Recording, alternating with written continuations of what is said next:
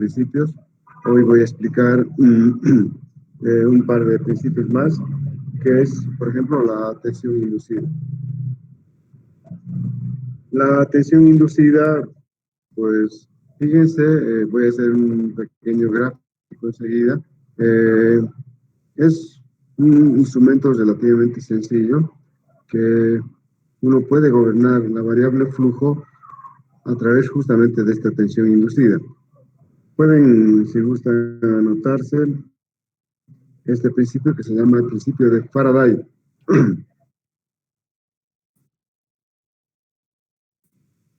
Y dice es directamente proporcional a la velocidad del desplazamiento del fluido.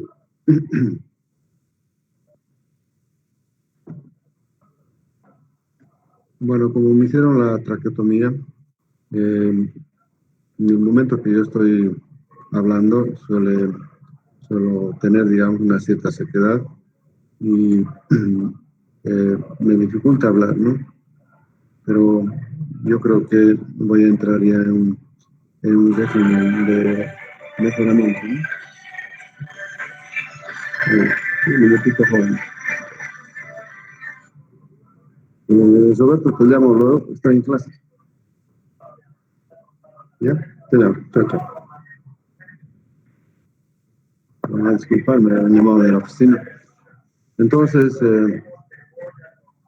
vamos a continuar.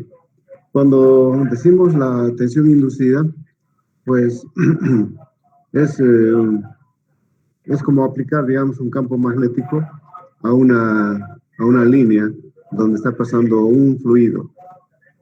Y este campo magnético se ve perturbado cuando el fluido está en su interior, marchando, y esa perturbación la podemos captar con un par de electrodos que están en este campo magnético.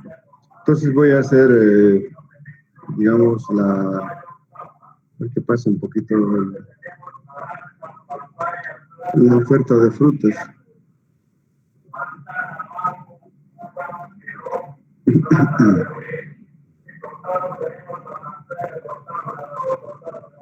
Ya, entonces, de acuerdo a lo que dice Faraday, se debe aplicar una tensión inducida de tal forma que podamos advertir, digamos, una perturbación en unos electrodos que están inmersos, digamos, en una tubería y captando, digamos, el paso del fluido. O sea, no es lo mismo, digamos, una mayor velocidad que capte, digamos, una perturbación, este campo, o si quieren, este campo magnético o tensión inducida que se pone, y esa variabilidad que podemos expresarlo en milivoltios, pues nos va a permitir saber un caudal constante.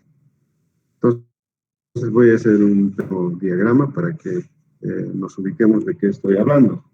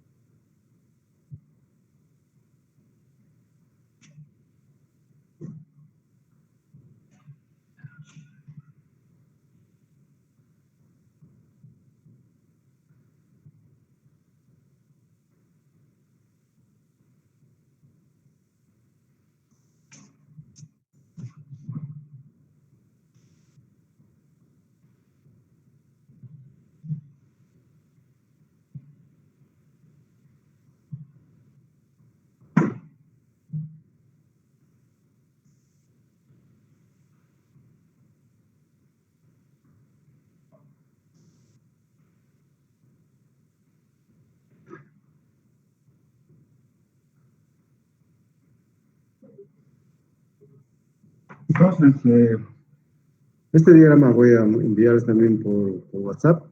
Si ustedes notan en el pizarrón, pues podrán ver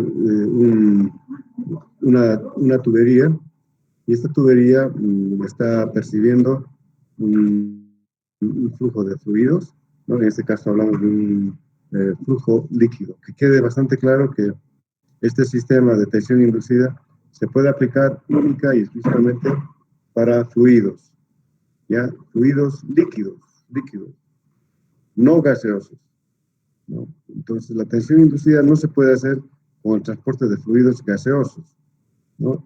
Si va a haber una pregunta posterior hacia ustedes, pues os preguntaré esto, ¿no? Que la tensión inducida solamente está diseñada para el transporte de fluidos líquidos, inclusive fluidos que estén transportando sólidos, ¿no? Sólidos en suspensión, ¿no? Como tal vez un lodo, saben que está marchando con tierra, el fluido, etcétera, y ese campo magnético que hemos logrado hacer, pues la perturbación se percibe a través de dos electrodos que están en el interior de esta tubería. Entonces, lo que dice Faraday, dice, la tensión inducida es proporcional a la velocidad o a la velocidad de desplazamiento del fluido. Entonces, eso sería en líneas generales el principio de tensión inducida, ¿no? Entonces, al someter a una tensión inducida, producimos un campo magnético y ese campo magnético va a ser perturbado eh, con el paso de un fluido líquido que esté inclusive marchando con sólidos en suspensión. Entonces, lo más importante es detectar esa perturbación del fluido que está desplazándose por el interior de esta tubería. Ya, no sé si tienen preguntas.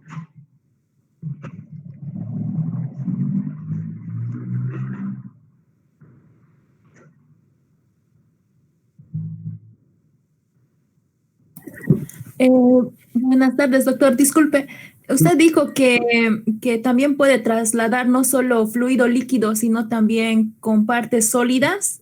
Sí, Esa- sí. Es decir, a veces hay que transportar fluidos y no podemos, digamos, restringir solamente a fluidos limpios, ¿ya? En este caso podemos inclusive transportar lodos, como he dicho, ¿no? Y un lodo es un fluido con sólidos. Y entonces, si producimos este campo magnético por tensión inducida, pues vamos a poder percibir la perturbación, si quieren, eh, con unos dos electrodos que están en el inmerso. Y para que tengan idea, ¿no? Si alguna vez ustedes han tenido un pequeño imán, este pequeño imán, cuando ustedes lo acercan a una varilla metálica, ustedes pueden, digamos, inclusive romper ese campo magnético. Es decir, si la varilla metálica se acerca al campo magnético, ustedes van a percibir que le está quitando ese campo magnético, ¿no es cierto? Pero ustedes hacen una resistencia para que no haya un choque, digamos, en ese campo magnético. Entonces, esa posibilidad de acercarse, etcétera, están perturbando el campo magnético con un metal, ¿no? En este caso, no son metales, sino son dos electrodos que perciben, digamos, esa perturbación del campo magnético, cuando en este caso ya no es un metal el que lo acercamos al campo magnético, ¿no? Sino es un fluido que está pasando por esos electrodos. Entonces, recuerden de que este instrumento solamente ha sido diseñado para fluidos líquidos, no gaseosos. Si pasara un fluido gaseoso, pues el instrumento no es capaz de medir, digamos, esa diferencia de potencial a través de los electrodos, porque tiene que haber probablemente un lugar de conductividad, ¿no? Y cuando están transportando gases, pues el gas no es conductor de la electricidad.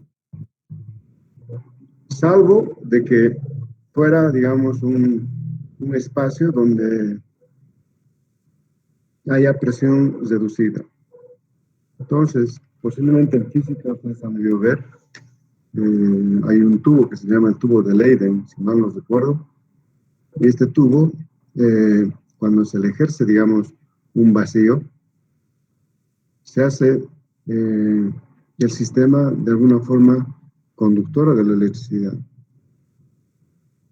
No, pero estamos hablando de una presión de ultra alto vacío, es decir, una presión reducida de 1 por 10 a la -8 torriceles. Entonces, la próxima variable que vamos a hablar en la materia es la variable presión. Y cuando digo ultra alto vacío, son escalas, ¿no? Son escalas de presión reducida. Se dice presión reducida, presión, qué sé yo, media. A ver, vamos a ver. Hay 4 sectores, ¿no? Ultra alto vacío, medio vacío y bajo vacío, ¿no? Eso vamos a verlo cuando estemos estudiando la variable presión. Bueno, les decía de que este experimento se suele realizar, es un tubo de cristal, ¿no? Y donde hay 2 electrodos. Y por la parte central se hace un vacío. Entonces, al hacerse un vacío, en este caso ultra alto vacío, el aire confinado ahí adentro se hace conductora de la electricidad. Es decir, los 2 electrodos se aplica una diferencia de potencial y es posible ver, digamos, unas bandas como el arco iris, ¿no? Si es de color azul, significa ya la composición del aire, oxígeno. Si es, digamos, amarillo, probablemente nitrógeno. Si es el argón, posiblemente sea, qué sé yo, eh, color mostaza, etcétera, ¿no? Entonces, esas bandas de coloración se percibe, digamos, en condiciones de ultra alto vacío. En estos sistemas no tenemos ultra alto vacío, solo está diseñado para fluidos, para transportar fluidos a presión atmosférica. Y mejor si también lleva sólidos. De esa manera, la perturbación de la tensión inducida pues, será proporcional a la velocidad de desplazamiento del fluido, como dice Faraday. Entonces, este es otro instrumento. Ahora vamos a ver un poco la fuerza también. La fuerza, recuerden de que podemos nosotros evaluarla. Ya les he recomendado un libro, también les he mandado alguna fotografía del fluido a través de diferentes, qué sé yo, materiales o sólidos, ¿no? Y en ese contexto hay una cuestión que exige que toma en cuenta el coeficiente de arrastre, la densidad del fluido, la velocidad del fluido, el área con lo que le hace, etc., ¿no? Entonces, ahí lo que tenemos que tener es un pequeño dispositivo y ese pequeño dispositivo pues va a permitir, digamos, qué sé yo, va a percibir el empuje del fluido, ¿no? Y por tanto transmitirá, digamos, una determinada señal, ¿no? Una determinada señal que sea, digamos, utilizada para el manejo de flujo de fluido. Entonces, este transmisor de fuerza, pues, de igual manera, ¿no? Llegará con más fuerza a la placa y por tanto se percibirá de que hay desplazamiento mayor de fluido. Es decir, cuando vemos la variable fuerza,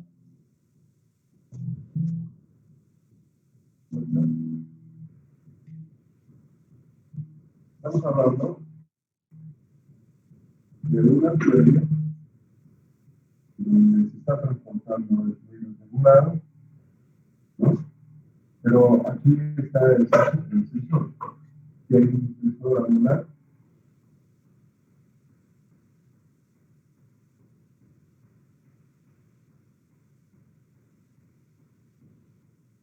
un transmisor de fuerza, y aquí está marcando, digamos, qué es el fluido. Y acá se tendrá un calor de fuerza.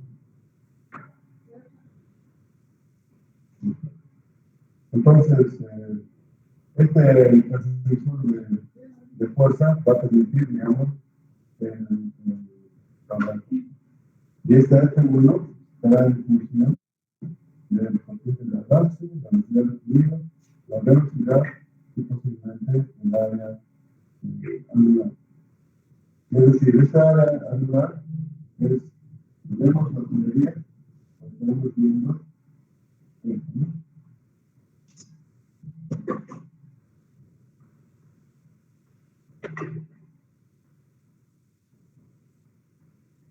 En concreto, este F1 será Q sub D, potencial de avance, ¿no? Velocidad cuadrada.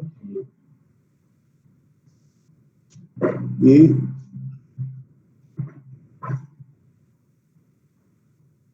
el área anular, ¿no?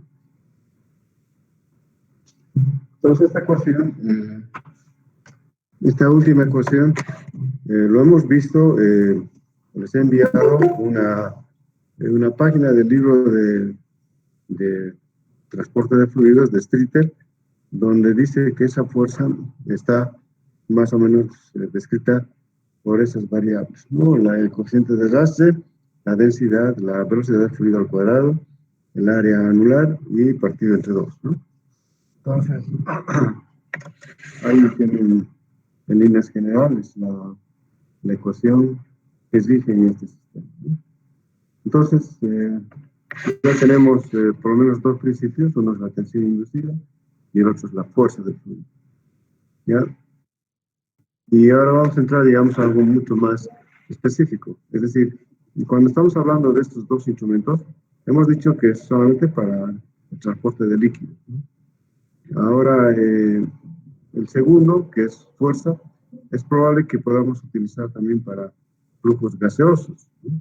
Porque recuerden de que si nosotros comprimimos aire en un sector y al solo desplazar el fluido a mayor presión, pues ejercerá una fuerza sobre ese transmisor de fuerza. Y por tanto, se puede hacer una escala de calibración para este instrumento. Ahora vamos a hablar de otro instrumento que está diseñado, digamos, más para la medición de flujo gaseoso, ¿no? En este caso, vamos a hablar del controlador de flujo másico, ¿no?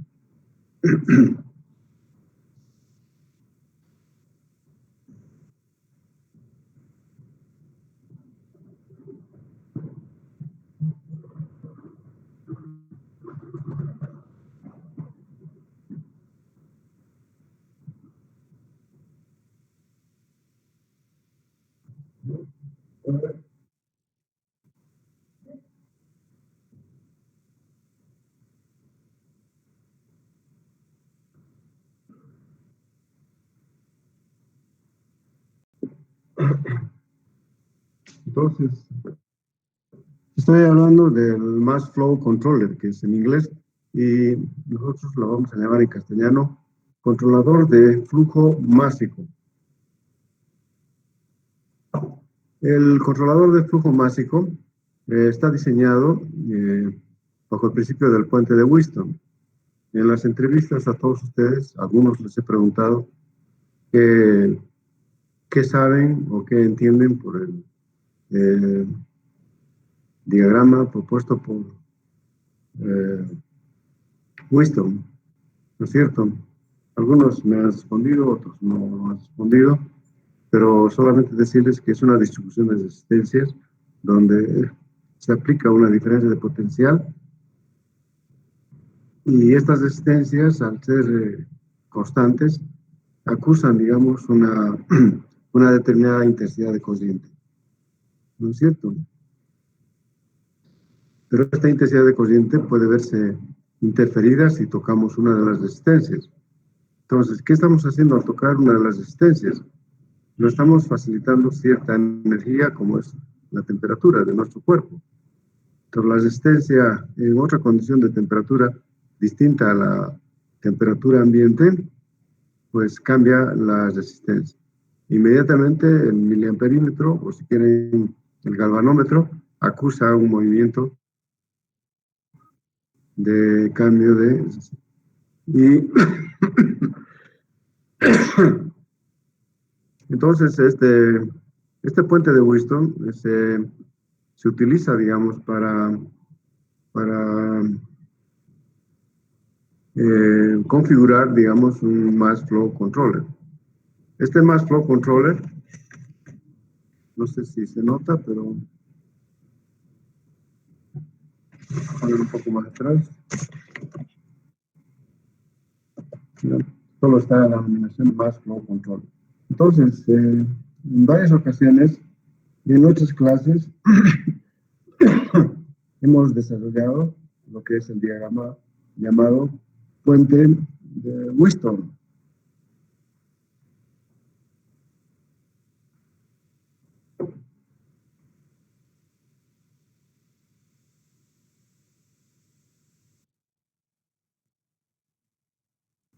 Este puente de Whiston, si consideramos una cosa sometida a temperatura ambiente, hay una intensidad corriente, como decía, cuando se aplica la diferencia potencial constante. Pero si dos resistencias lo llevamos dentro de una tubería y otras dos que estén fuera de ella, estas dos resistencias inmersas en la tubería pueden ser afectadas por el paso de un flujo gaseoso en este caso. Y entonces todo empieza por el principio de calor sensible. El calor sensible, recuerden de que es calor sensible, es M de P delta T. Entonces esta vez estamos hablando de flujo máximo. Cuando hablamos de flujo máximo, podríamos decir calor sensible, P y delta T. ¿Se dan cuenta? El flujo máximo podría estar nominalmente descrito de esta manera. ¿Cuál es lo más importante? Posiblemente este sea un calor promedio y este también sea un CP promedio. Pero de lo que no podemos librarnos es de este gradiente. Delta T. ¿No? Entonces, un poco como preámbulo para poder entender, digamos, el Mass Flow Controller, es de que utiliza esta fórmula que es de calor sensible, que es la masa, el CP y delta T. Entonces los físicos han agarrado esta ecuación y ya no han dicho que es masa, sino le han puesto flujo máximo. Entonces, si despejamos de esa ecuación de calor sensible, el flujo máximo será una relación matemática que incluye el calor sensible del fluido, la capacidad calorífica promedio del fluido y el gradiente de temperatura. Entonces, si nos fijamos cualquier texto de propiedades físico-químicas, yo les invito a que revisen las tablas de los libros que tienen. Fíjense la capacidad calorífica del aire, por ejemplo. La capacidad calorífica del aire prácticamente es un número constante, ¿no? 1.004, puede serlo a 20 Celsius, puede, ustedes verán la escala, una temperatura mayor, no solamente 20, pueden ir, digamos, a 30, ya son 10. Entonces el CP va a seguir siendo 1.0049. ¿No? Entonces, si vemos otras temperaturas, vamos a ver que a partir de la cuarta o quinta cifra decimal hay los cambios, ¿no? Pero en líneas generales podemos decir que la capacidad calorífica para una ventana de temperatura prácticamente permanece constante. Lo mismo pasa con el calor sensible. No hay cambio de fase, etc. Igual permanece, digamos, bajo cierto rango de temperatura en un valor constante. Pero lo que sí es variable es el gradiente de temperatura, ¿no? Es decir, para que tengan idea, ¿no? Si alguien les sopla en la frente, ustedes van a percibir, digamos, una cierta frescura en su frente cuando alguien le está soplando libre, muy suavemente, ¿no es cierto? Pero eso no va a ser, digamos, no va a ser una sensación de una sola temperatura, porque si la persona les sopla más, digamos, en la frente, ustedes van a percibir otro nivel de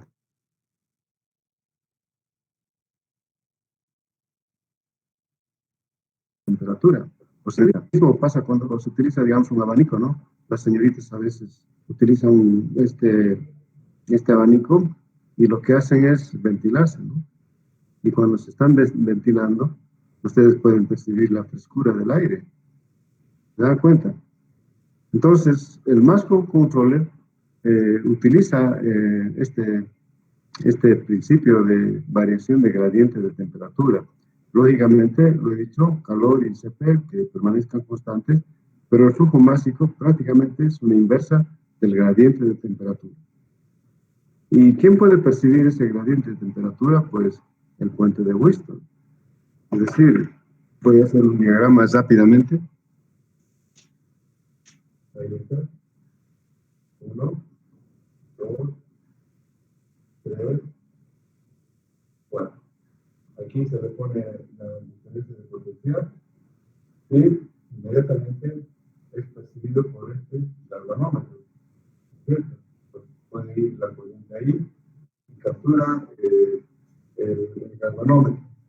Entonces, ¿qué es lo que se hace con los Mass Flow Controllers? Este es L1, L2, L3 y L4. Sabemos que L1 es igual a L2, es igual a L3 y este es igual a L4. Todas las señas son resistencias constantes, ¿no? Pero ¿qué es lo que se hace con el Mass Flow Controller? Estas dos resistencias, digamos, el 1 y el 2, son sometidos a una artillería. Es decir, ahí está una de las resistencias, aquí está otra de las. Entonces, este aparato es el Mass Flow Controller. Entonces, cuando está circulando el fluido, aquí hay un caudal constante, ¿no? Aquí hay, digamos, estos han sufrido gradientes de temperatura. Recuerden que este gradiente de temperatura es temperatura final menos temperatura inicial, ¿no? Entonces, rápidamente he hecho ese diagrama. En la parte final pueden ver de que el puente de Whiston es una configuración electrónica, si quieren, de 4 resistencias donde se aplica una diferencia de potencial. Pero 2 de las resistencias esta vez lo hemos inmerso en una tubería donde está circulando un fluido regulado. Entonces, las 2 resistencias han sido concebidas a la temperatura inicial, por decir, cuando se aplica una diferencia de potencial. Pero cuando está transportando ya el fluido, ambas resistencias son llevadas a otro nivel de temperatura, ¿no? Que es un T final. Entonces, el gradiente que se observa en estas 2 resistencias, pues va a permitir que podamos marcar un determinado flujo máximo. Y estamos hablando de fluidos gaseosos. No sé si tienen preguntas, porque voy a entrar a internet para que podamos ver un poquito más ampliado, digamos, esta parte de lo que es el Mass Flow Controller. Pregunten lo que quieran, jóvenes. Estamos en clases y las clases son para preguntar, para despertar ciertas inquietudes que ustedes tienen, y si hay algunos espacios que no entienden, pues vamos a reforzarlos, como les decía, entrando a internet y que conozcan este instrumento llamado el Mass Flow Controller.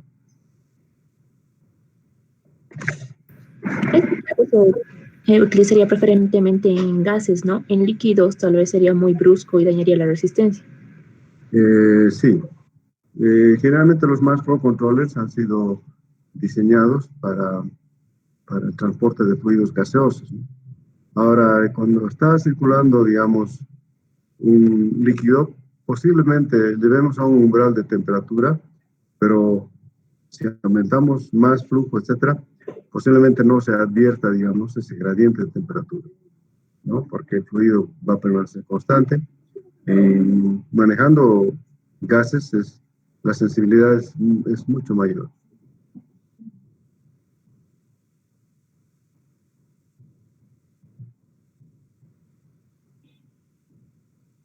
A ver, ¿quién más?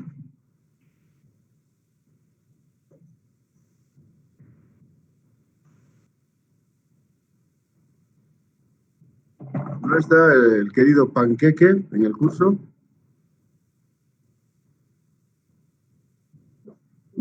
¿Conocen ustedes el pan preguntón, jóvenes?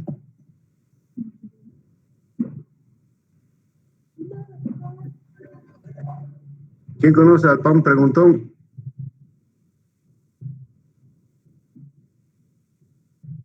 El panqueque, ¿no es cierto? Porque el panqueque es el famoso pan preguntón. El pan y dice ¿qué? ¿No?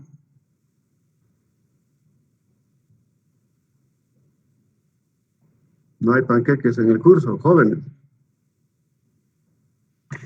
Bueno, es un poco para romper la seriedad también de nuestra clase, ¿no? Ya, vamos a entrar a internet, van a ustedes conocer el Mass Flow Controller. Este instrumento lo tenemos en la sección de plantas piloto del Centro de Tecnología Agroindustrial. He tenido la oportunidad de instalar un reactor de lecho fijo con compañeros de ustedes que han terminado la tesis conmigo. Y en una ocasión hemos hecho este experimento. Hemos comprado los Mass Flow Controllers. Son 2 Mass Flow Controllers donde hemos manejado el gas natural con el dióxido de carbono para producir hidrógeno. Y la producción de hidrógeno nos ha permitido reducir los óxidos metálicos como el hierro del mutún. El hierro del mutún, recuerden que son óxidos de hierro. Uno es la magnetita y el otro es la hematita. Entonces vamos a ver también en internet qué es la hematita y la magnetita. Es una configuración de óxidos y lo único que varía es la valencia, ¿no? Por ejemplo, la magnetita es hierro 3, oxígeno 4.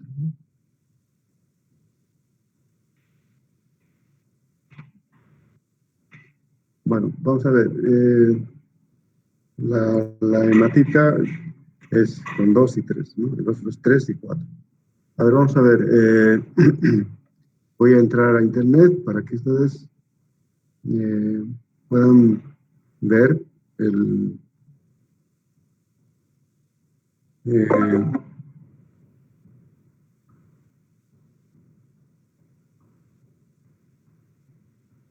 a ver, me van a decir si...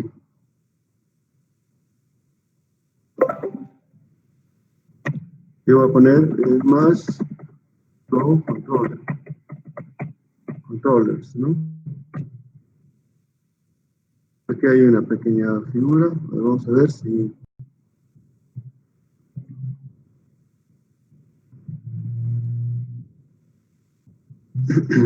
¿Están viendo, jóvenes? En el primer grupo y segundo grupo. Doctor, en el primer grupo no se ve. A ver, más flow.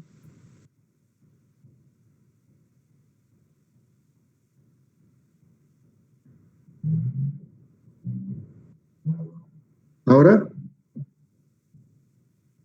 Ahora sí, doctor.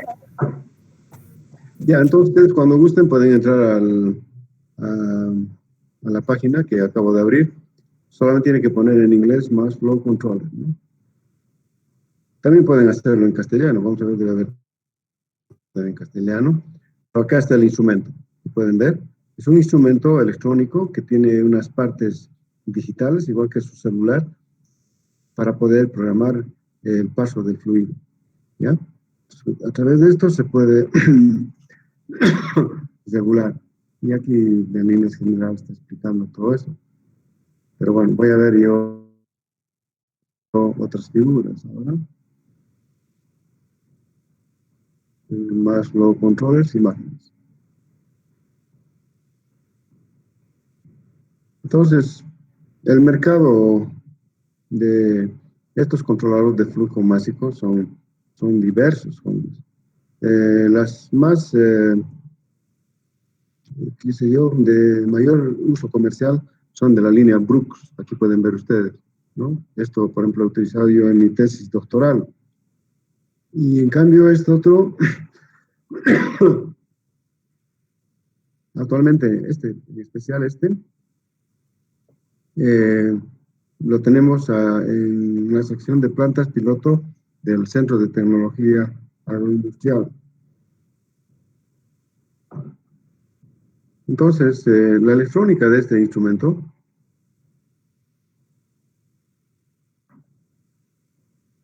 ¿no? Como les decía, permite dar la cobertura del paso del fluido bajo ese principio de calor sensible. Entonces, esto permite la regulación de unas válvulas, una válvula que tiene acá para configurar ese gradiente de temperatura y de esa manera saber el flujo constante. Recuerden que este instrumento, llamado Mass Flow Controller, ha sido diseñado única y exclusivamente para gases. Y ahí pueden ver un montón de controladores de flujo más. Todas ellas tienen el mismo principio. ¿Ya? A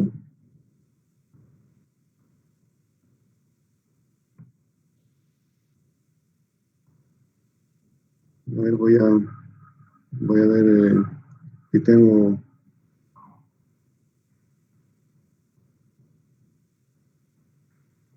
alguna presentación de ese equipo que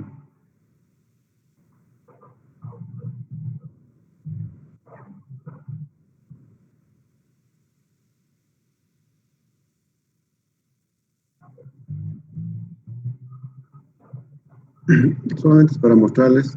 No, este creo que es un programa de posgraduado que hice para el viceministerio.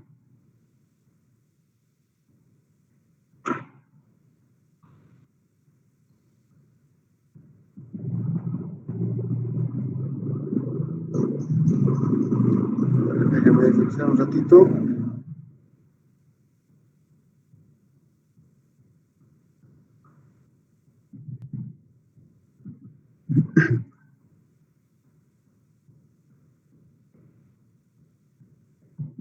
No.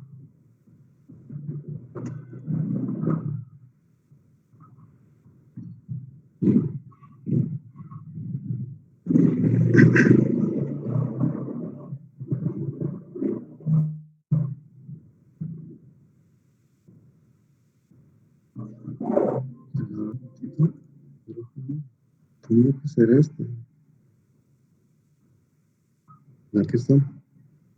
Fíjense, este es el trabajo que están viendo, ¿verdad? Sí, doctor.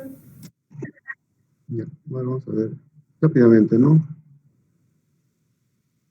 Estos son sus compañeros que trabajaron conmigo, ¿no? La señorita Vanessa Bustamante y Javier Calvo. Hicimos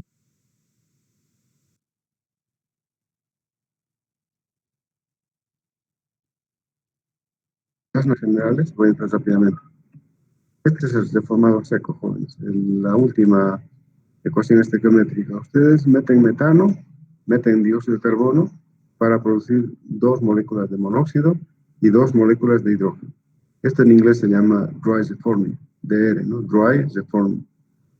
Entonces, esta reacción se suele hacer a presión atmosférica.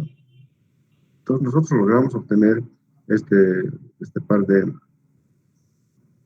de moléculas, porque para obtener, digamos, a partir del gas natural, hidrógeno y monóxido de carbono, hay también otras vías, ¿no? Uno de ellos se llama el reformado con vapor de agua, es decir, agregamos metano y agua, logramos formar monóxido e hidrógeno, ¿no? El delta H, fíjense, es una reacción endotérmica, 206 kilojoules por mol. Otro es la oxidación parcial. Para la oxidación parcial hay que meter metano y oxígeno para dar monóxido e hidrógeno. Fíjense, la reacción es exotérmica acá, ¿no? Y el reformado seco es una reacción endotérmica. eh, que pase ese vehículo.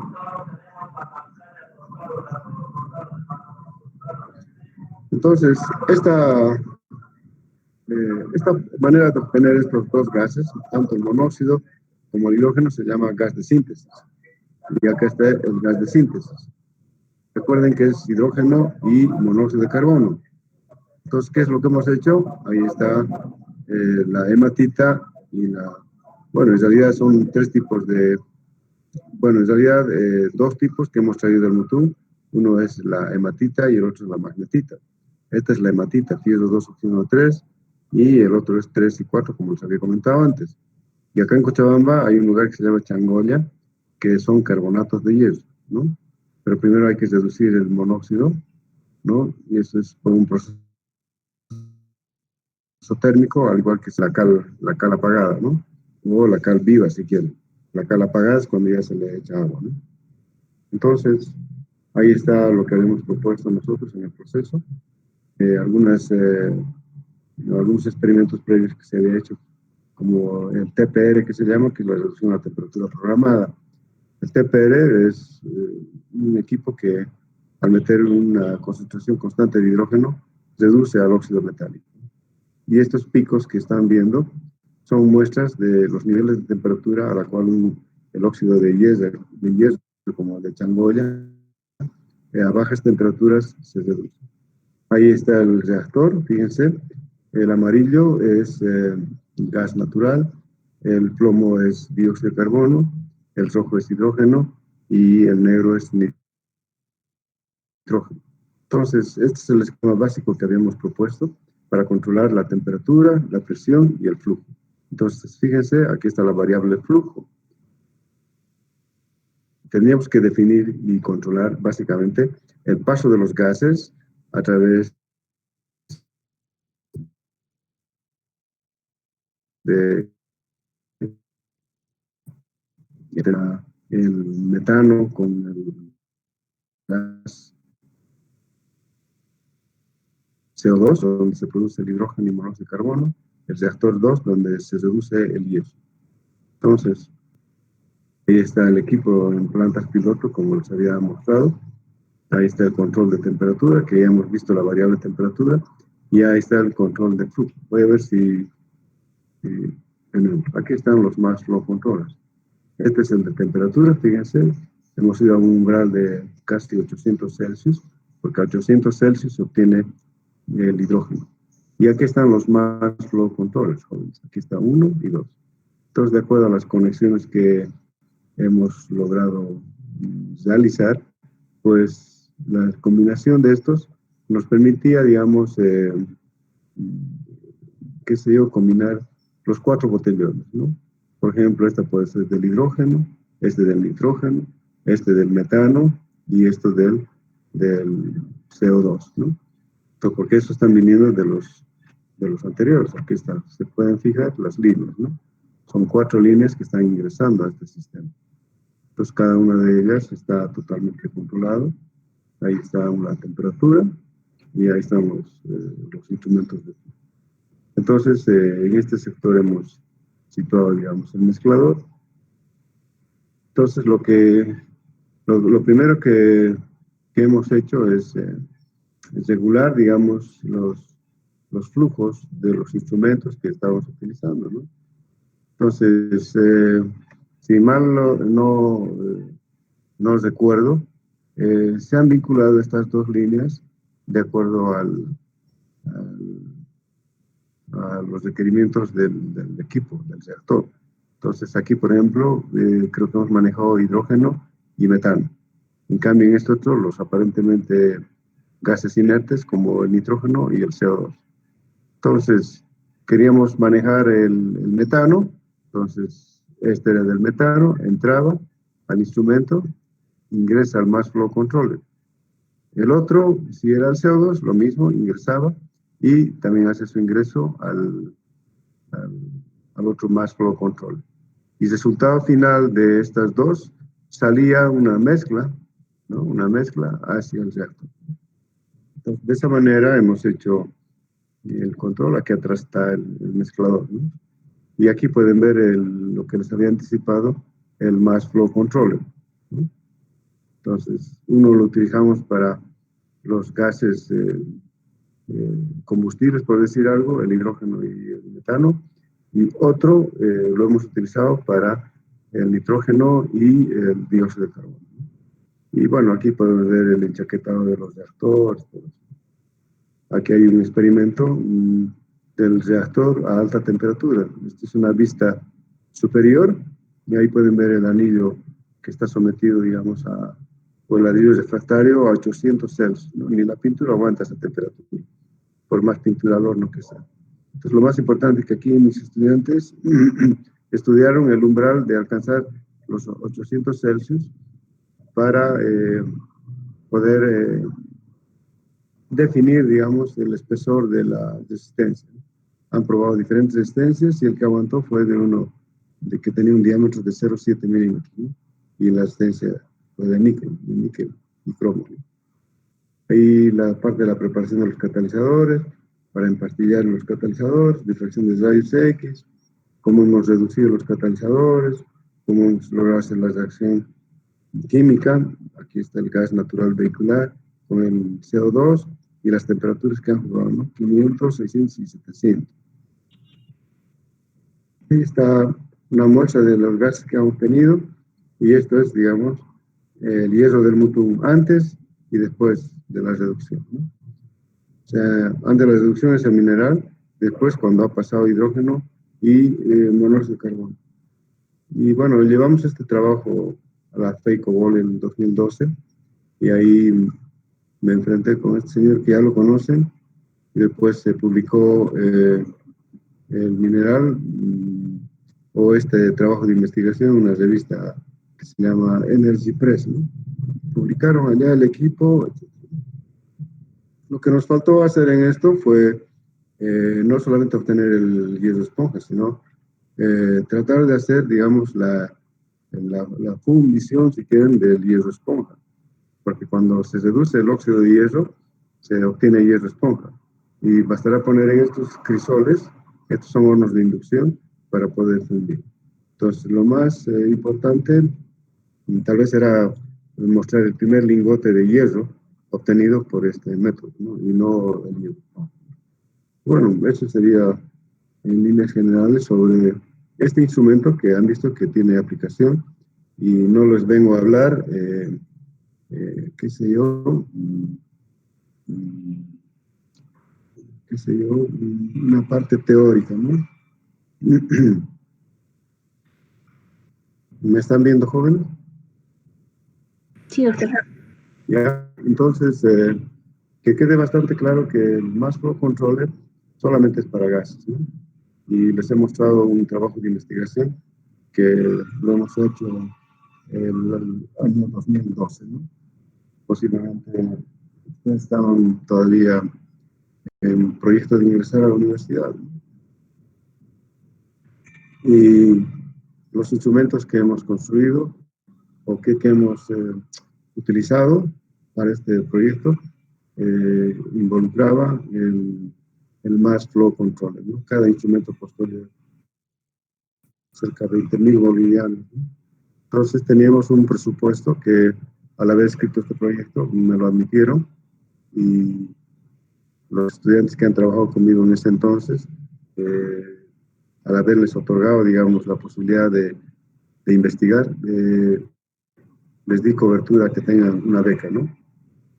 Y una beca en el marco de la cooperación internacional en proyectos concursables, y cada estudiante con el dinerito que ha recibido, pues se compraron cada uno de ellos una laptop, ¿no? Y con eso, muy contentos, desarrollaron la tesis conmigo, inclusive les he llevado al Mutum. Yo aproveché el presupuesto para viajar con ellos, fuimos al Mutum y fue una linda experiencia porque la Jindal en ese entonces estaba administrando este yacimiento allá en Santa Cruz. Entonces conocimos el hierro del Mutum. Me hubiera gustado compartir, digamos, algunos lugares que hemos visitado que están totalmente descuidados y que son lugares en cuanto, digamos, a paleontología, de mucha importancia, jóvenes. Es increíble cómo la sociedad de allá ha abandonado, digamos, estos lugares. Imagínense, antes de entrar al hierro del Mutum, hemos encontrado un lugar donde hay inscripciones en el suelo, ¿no? De figuras y todo eso no lo ha hecho cualquier vecino en estos años. Eso data de las primeras civilizaciones que han poblado por allá. He quedado impresionado y tengo filmación, por ejemplo, de esos lugares, ¿no? Y lo peor, lo que hizo, digamos, la región es haber erigido, digamos, un bloque de cemento. Y ese bloque de cemento es como muestra, digamos, de que, no sé si vale el término, ¿no? Según lo que he recibido, decían era para alejar a los demonios, porque esas escrituras parecieran que eran del demonio, ¿no? Pero no es así.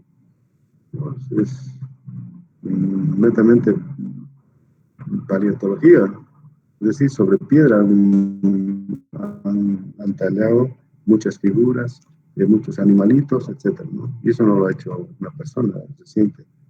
Es bien antiguo ese lugar. Entonces están ahí abandonados, ¿no? Pero eso fue la antesala para entrar al yacimiento del Mutum. Entonces no sé si tienen preguntas, ¿no? Yo he querido compartir esta parte de los mass flow controllers, no desde un texto netamente teórico, y entrar a San Google y ver qué hemos utilizado, jóvenes.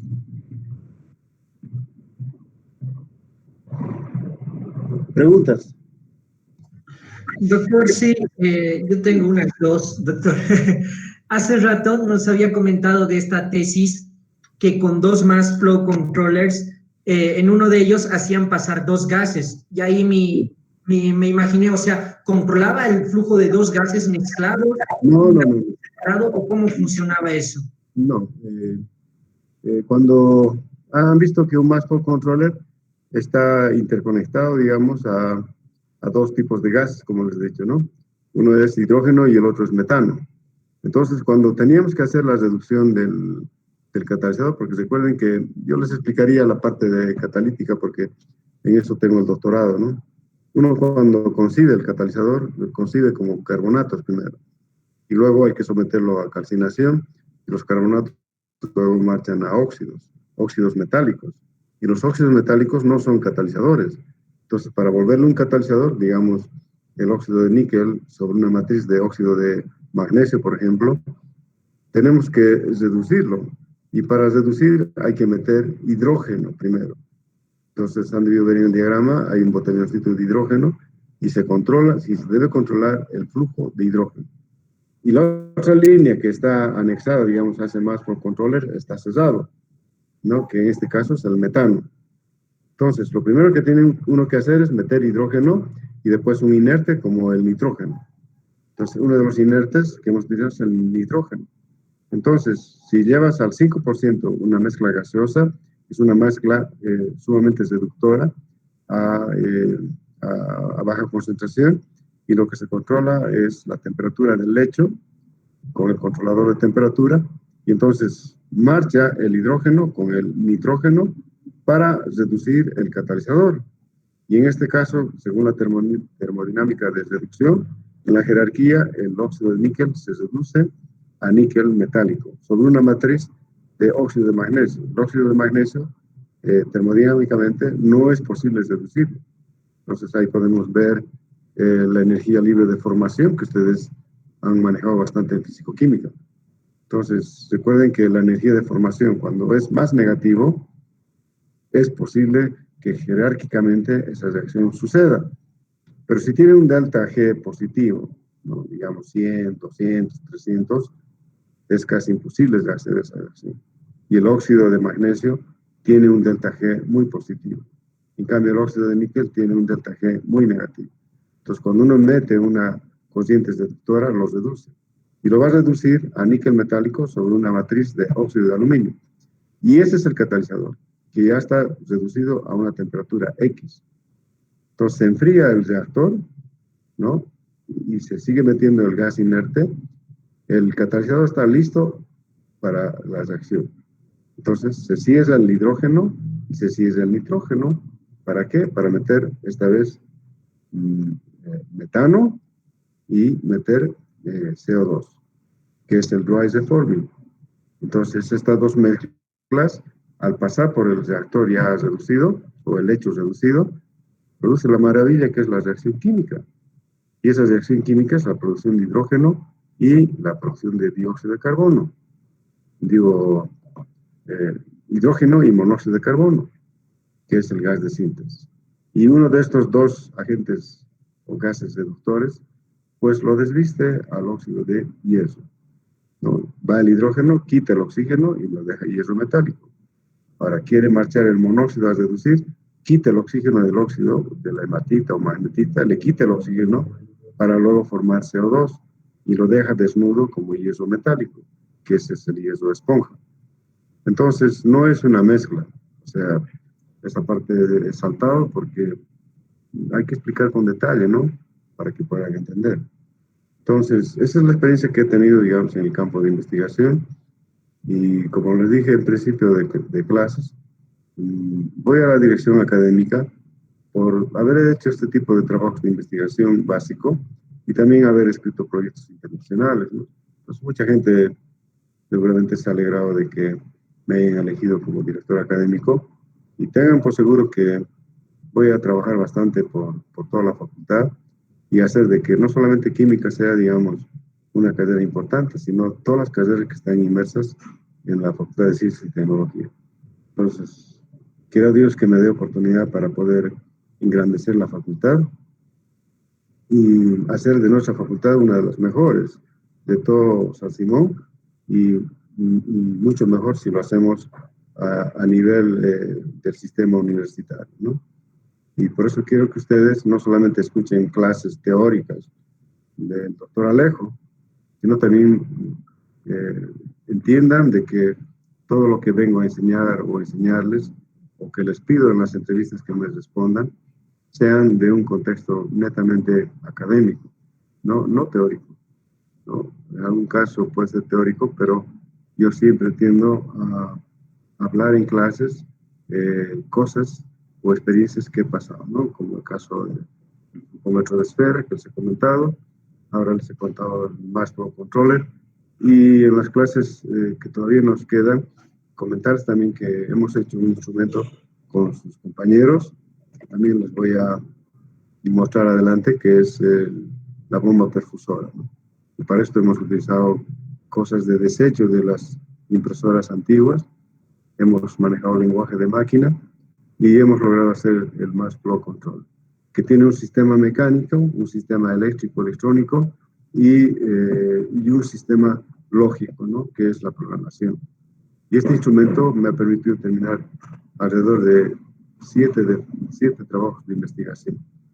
Y eso, pues, para la candidatura yo no he tenido tiempo de comentarles, ¿no? Qué es lo que he hecho en la carrera, etcétera. Solo he acudido, digamos, a la transmisión oral de todos mis estudiantes que me conocen y que me han visto trabajar, ¿no? No sé si hay más preguntas, jóvenes.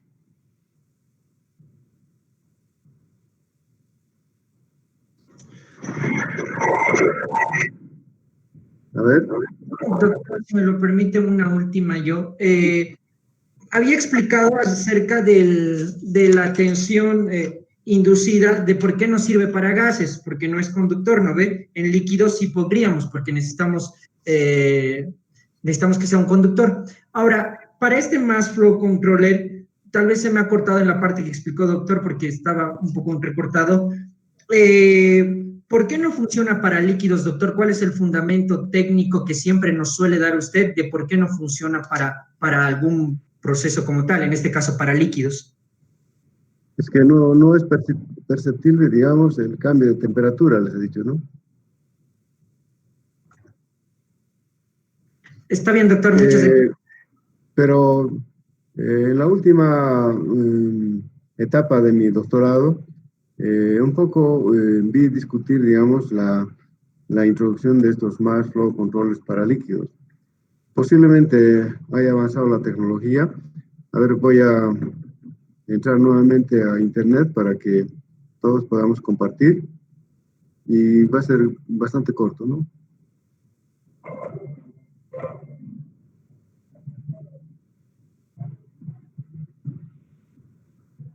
Es posible de que haya avanzado, digamos, los sistemas electrónicos. Vamos a entrar.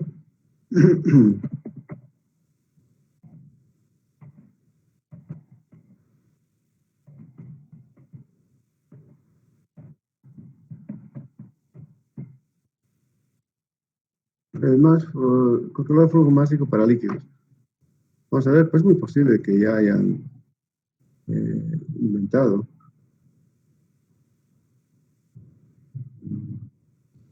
A ver, voy a retroceder.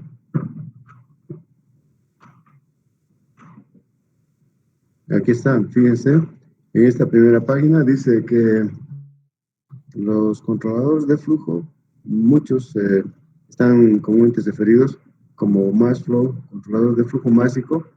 Dice, es un aparato que mide y controla el flujo de líquidos y gases. Es previamente diseñado para controlar un cierto tipo de gases o líquidos a un determinado rango de flujo, velocidad de fluido. Sí, me parece que existen ya instrumentos para mass flow controles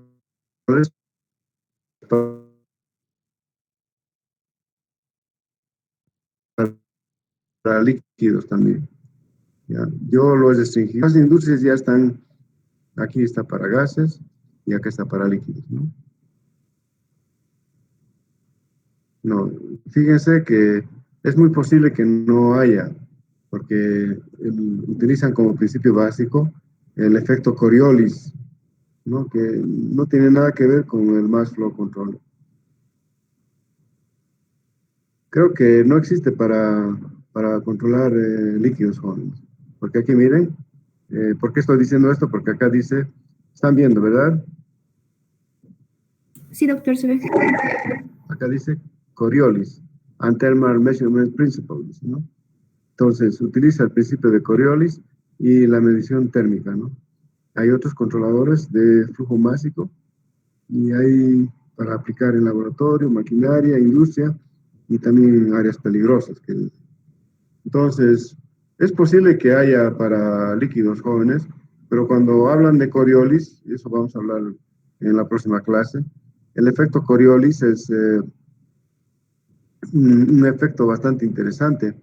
Por ejemplo, si estamos en el hemisferio norte, por decir en el polo norte, ustedes entran al baño y largan la cadena de agua, posiblemente gire, digamos, en el sentido de las agujas desde reloj a la hora de ingresar el agua, ¿no? Y entonces en el hemisferio sur también tiene que haber baños higiénicos, pero en el hemisferio sur, curiosamente, gira al revés. Entonces, Coriolis ha descubierto este efecto en los trenes, ¿no? En los trenes que se desplazaban allá en Europa, ¿no? Y notó que las ruedas metálicas tenían mayor desgaste en el hemisferio norte que en el hemisferio sur. Es decir, es otro ejemplo sensible de que a nosotros nos han diseñado como humanos y si ustedes se fijan sus calzados, van a notar que uno de sus calzados tiene un desgaste que no es uniforme como el otro zapato, ¿cierto? Ustedes, por curiosidad, pongan sus dos zapatos y van a ver cómo han gastado. Entonces, posiblemente Coriolis ha observado esto y notaba que las ruedas de los trenes en el hemisferio norte era distinto el desgaste que en los del hemisferio sur. Y para que tengan una idea cabal o global, si quieren, si ustedes tienen una manguera en su jardín, en el momento que ustedes introducen agua a una determinada presión, van a ver de que su manguera enrollada va a tener cierta vida, es decir, va a querer chicotear, es decir, quiere levantarse como una víbora, ¿no? Entonces, eso es debido al famoso efecto Coriolis, ¿no? Que son unas fuerzas que actúan a través de esas fuerzas que se llaman centrífugas, fuerzas centrípetas, etc., ¿no? Eso vamos a ver mucho más adelante sobre el efecto Coriolis, ¿no?